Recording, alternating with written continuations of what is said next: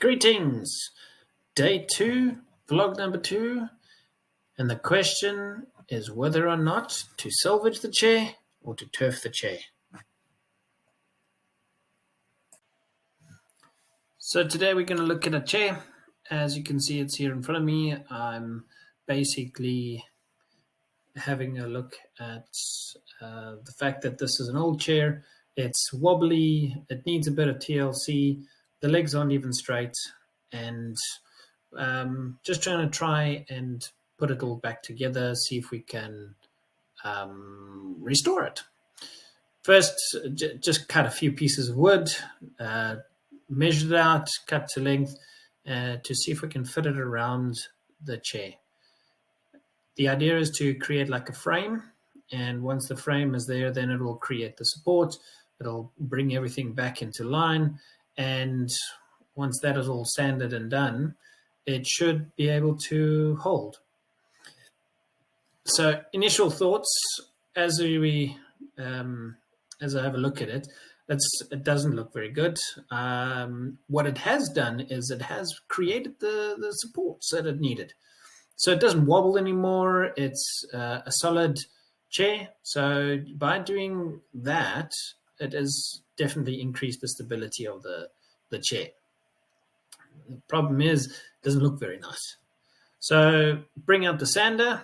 Let's round the edges to make it look nice. Let's give it a bit of a feature. In the meantime, I've noticed I made a few mistakes, but nothing that a sander can't sand away. The nice thing is I'm working with soft pine, so it's easy enough to manipulate. One thing you can't do is you can't add a piece. At the back, I measured too short, and I didn't account for the angle of the chair, which, of course, as you can see, it looks a bit short. I think if I had measured it right and then angled it at the back and sanded it down so that it mirrors the back of the chair, I think it would have looked better, not just plonked on there. But now that it's sanded and it's on there and the whole chair is solid, it actually doesn't look too bad. Some ideas. It's an old chair. The thing is, I tried to sort it out without putting a brace on, but it just didn't work. Extra glue and that sort of thing. Meanwhile, while I was looking at the piece, I saw I left some gaps, and I ended up filling it up with just some sawdust, some fine sawdust, and some glue. Mix it up together, creates a bit of a paste, and then you paste it on, push it into the grooves or the holes that you've created, and then you sand it off. It creates, you don't even notice the difference. Once you've done it, especially if you're painting over it, it doesn't really make a difference. It actually looks quite nice. So if you make those little mistakes, it's easy to solve. I read somewhere, or I heard somewhere, the difference between a great woodworker and an average woodworker is a great woodworker knows how to hide his mistakes better and probably makes fewer of them. But everybody makes mistakes. So it's just finding ways of hiding them and turning the piece out as it should.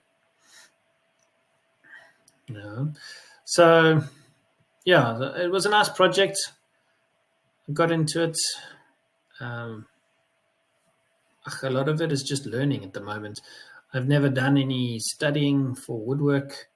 I've done a little bit of reading, but most of my education comes from good old YouTube tutorials and fellow woodworkers out there. Anyway, I'm using a paint here. It's a chalk paint. It's probably not the best paint because with a chair like this, you're going to put your hands down the sides and lift the chair and move it around. It might leave some fingerprints. At the end of the day, it turned out all right. The question, of course, I need to answer is whether or not I'm going to use it or not. But I'm not sure. I think I'm going to call it a day for this project. the amount of effort that it's taking and putting it together and trying to make something work out of it, it doesn't really look that nice. I'm not really happy about it. So I think at the end of the day, I'm going to just give it away, put it onto Trade Me as I got it, done a bit to it, but that's how I'm going to give it on to the next person for their project. I think I'm going to call that the end of this vlog and move on to the next project.